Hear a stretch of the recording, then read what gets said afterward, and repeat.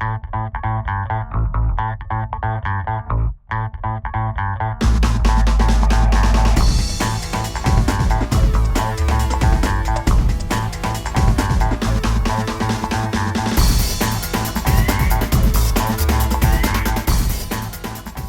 is up, Golf WRX? This is the Quest to Qualify, brought to you by Cobra Golf and Golf WRX. I'm Johnny Wonder. I am the test rat for this experiment, and this is the what's in the bag. So we are in Seattle. I'm at my parents' place in West Seattle. You can see there's not a lot of pictures of me on the wall. I think they're trying to forget that I was ever here. It's a whole nother conversation, but it's been a good day. Played Sahalee for the first time in a while today with Chris Babcock, who played for University of Washington. And it was actually really cool because Chris knows the golf course really, really well. He's a phenomenal player. He was a really, really good player in college, good amateur, played in the Sahalee Players Championship a couple of times. And he just knows the golf course from like a high golf IQ standpoint. And the cool thing was a lot of information that I was getting from Arcos when I was looking at the app and looking at Sahalee, and some of the caddy suggestions that they give you were spot on what he was telling me. Like there was a couple of holes where I was like, why am I hitting 5-iron, 7-iron, and he would basically say like, this hole, looks like you need to hit driver. It's 430, but you're hitting 5-wood out there to leave yourself 210 because, 210 from the left side of the fairway is going to give you your best chance to make par. Like, this is not a hole that you attack. You're trying to dump it in the front of the green and chip up and make a par. And, watching him go around, and we both kind of slapped it around today. It was a practice round, but it's interesting. This technology is cool because it sort of thinks like a really good player does. And that was a really cool thing for me to see today. So I want to thank him for all the time. He's a good kid. Look him up, Chris Babcock. He'll be out there someday. Played in the U.S. Open last year at Shinnecock. And great player, great kid. And I'm really grateful I got to meet him today. So let's get into the bag here. So to start, we have the F9 SPEEDBACK, 9 degrees set at 8 degrees. As you can see, Mikey from TXG put 8.3 grams of hot melt in the heel. The reason we did that was, when I was testing with Ian Fraser at TXG, shout out Toronto, I was having a hard time turning this driver over. I played TaylorMade drivers my whole life. I'm a huge TaylorMade driver fan. But this driver I love. I fell in love with it because it sounds amazing. The dispersion on it's really good, and I like it because I actually just hit it straight. I have a hard time turning this one over, even with a hot melt in the heel.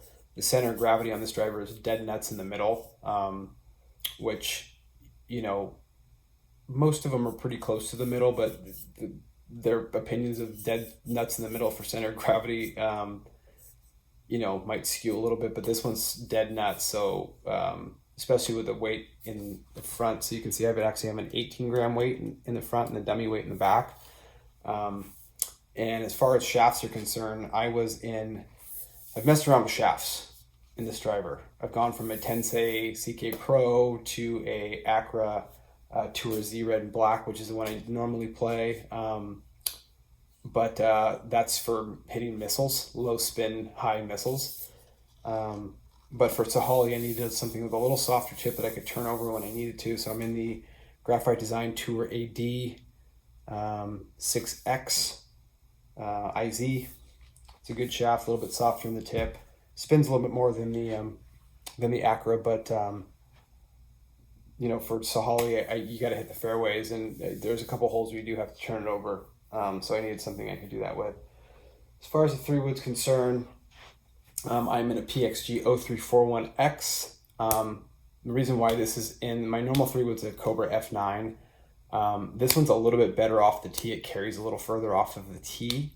My Cobra that I normally play, I like it because I hit it low and kind of stingy, even off the tee. But for Sahalee, you got to carry it quite a bit because it doesn't roll out as much here, especially now that the ground is hard, but it's been rainy and it just doesn't roll out.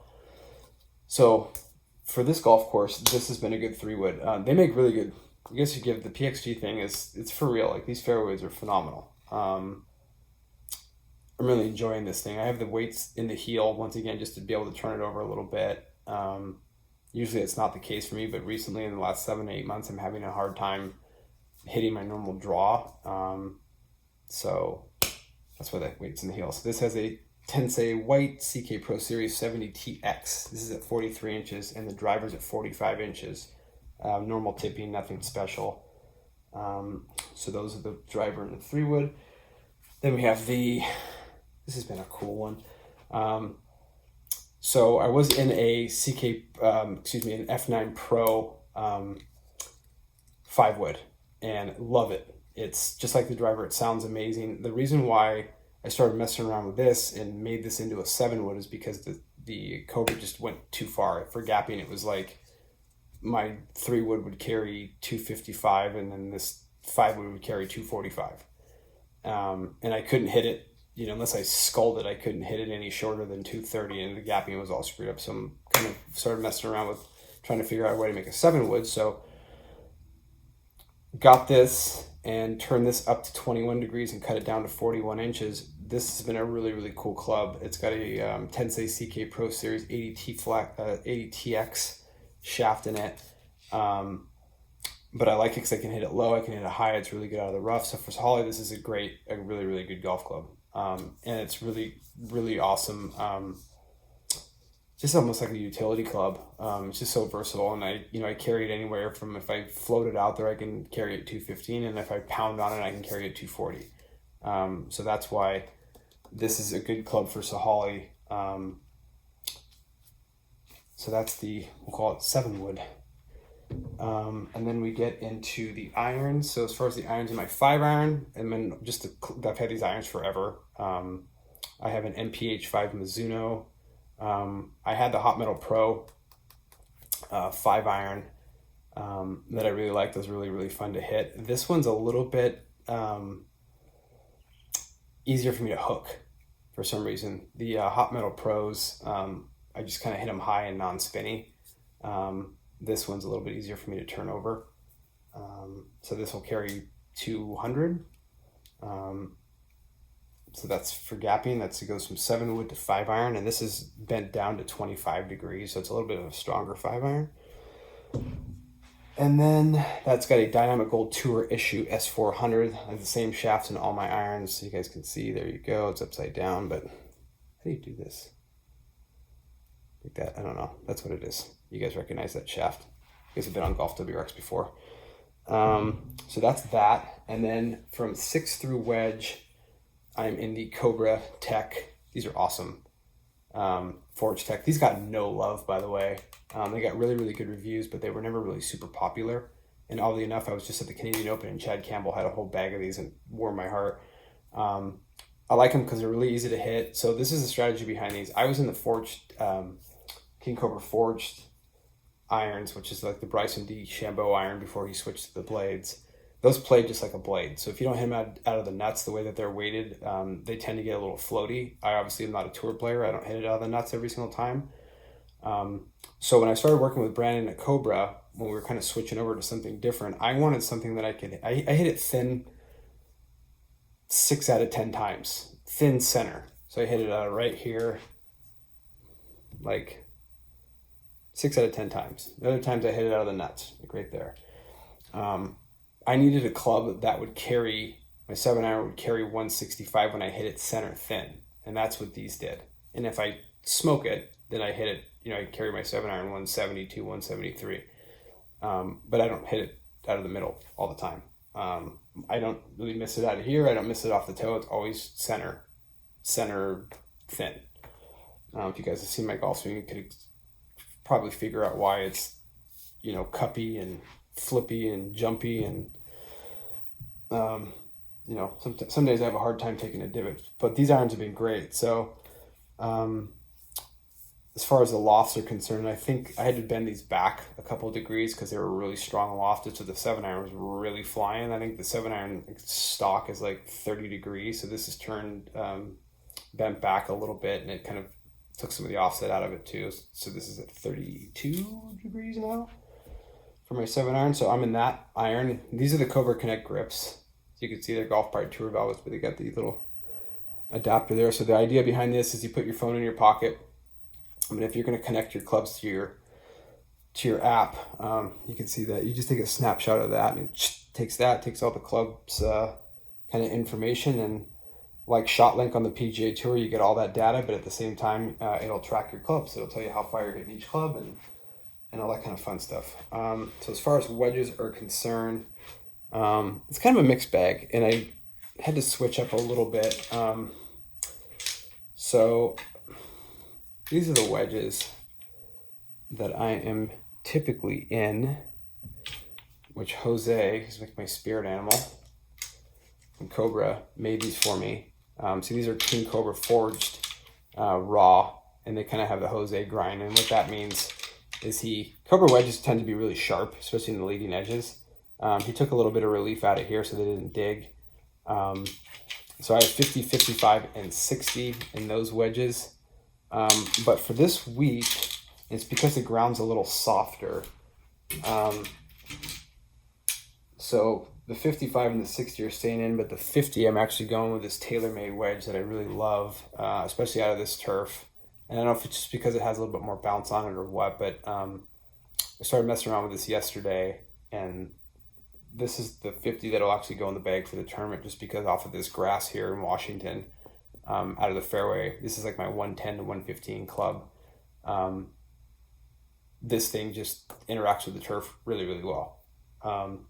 The other one's good all the time, but I was having a little bit of trouble with the 50 with the Cobra on little 3/4 shots. It tended to dig a little bit, and this one seems to have a little more bounce. So which doesn't really make a lot of sense in softer ground, but whatever. This has been a good one. So this is the one that'll go in, but usually it's this one. So there you go. S400s in those. And then I want to show you guys a lob wedge this guy made. Where's the lob wedge at? This thing's rad. So this looks, if you guys go to the stores and buy, the black, King Cobra wedges. He put a grind on this one. I've been playing a 588 Cleveland forever. And I've never seen a Cobra wedge. You'd have to see this at address, but it looks just like my 588. I don't know what he did with the grind or whatever, but this thing out of the bunkers and, just around the greens is amazing. And it plays just like the Cleveland I've been playing forever, which has been really hard to get out of my bag, but that guy knows what he's doing. That Jose Miraflor, that guy. Okay, then we have this one. It's been a fun one. PM grind 64.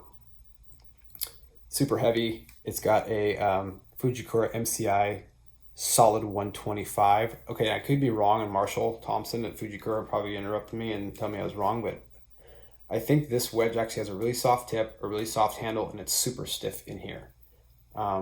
So what I noticed with this shaft is it actually tends to have a little bit of give at the bottom, especially because the head is really heavy. And the 64-degree wedge, they're not for everybody. I'm a really good lob wedge player, but I'm also a feeble iron player, so I tend to short side myself a lot. And I needed something that was actually going to help me when I did short sided, especially at Sahalee. This thing's actually saved me shots. Like, I can't say that about a lot of golf clubs, but this one's actually saved me shots. Reason being is because I can make an aggressive swing and the ball comes out really dead. So if I do that with my 60, the ball will roll out, an extra 7 or 8 feet. With this thing, for some reason, it's just kind of hits the green, rolls out 2 feet or 3 feet. So all of a sudden I have a, 4-footer instead of a 12-footer. That math didn't make sense, but you guys get the point. So there you go. This lead tape, just so you guys know, there's no reason behind it. It's there because I needed to put lead tape on something. So I put it on this because I'm a degenerate. And then to the putter. So we have the Spider Tour. This is not my putter. This was somebody at TXG that ordered this putter that ended up not liking this putter, and it was there, and it's a loaner, and TXG are going to get it back. But it's super stable. Truth be told, if I was going to get a Spider, I'd probably get one without the plumber's neck and just get one like DJ or Rory have. But this stability shaft's awesome. So these guys are on my podcast, and it's just as advertised. It's stable as all hell. Was never a big believer in custom putter shafts like this, but I like this one because I started putting cross-handed, and this is just stable. And I tend to hit my putts a little bit toe center, and this thing will spin it back on line. It doesn't twist much. And at my age, as squirrely as I am, stability is always a good one. As far as the ball is concerned, I'm in the Titleist Pro V1X, which I don't have anywhere around here. So that's the bag. That's what we're going to be playing with. It's been fun experimenting, you know, with a bunch of stuff. For me, it's information overload. I'm not really a guy that, when I was a kid, I was a total club junkie, but as I've gotten older, I've kind of had the same clubs forever. So I think that's probably almost been a complication of this process, is trying new clubs and trying new things and getting information and going on Flight Scope and going to TXG and hitting balls into the, you know, into the wall. And, you know, it's been fun. Like, I've had a time in my life, but I don't know if it's actually helped my, my brain much, because I tend to overdo it. So, but I feel like, I have clubs in my bag that, you know, that's the best I'm going to do. From what I've tested and what I've hit, going into this thing. And the bottom line is I'm comfortable with all this stuff. So, I know I can go out and get it around with this stuff. The club I would say, like the one I have the most fun hitting is this thing. And I do feel like you give me two or 3 days of like really hard testing with Ian, I feel like I can max this thing out.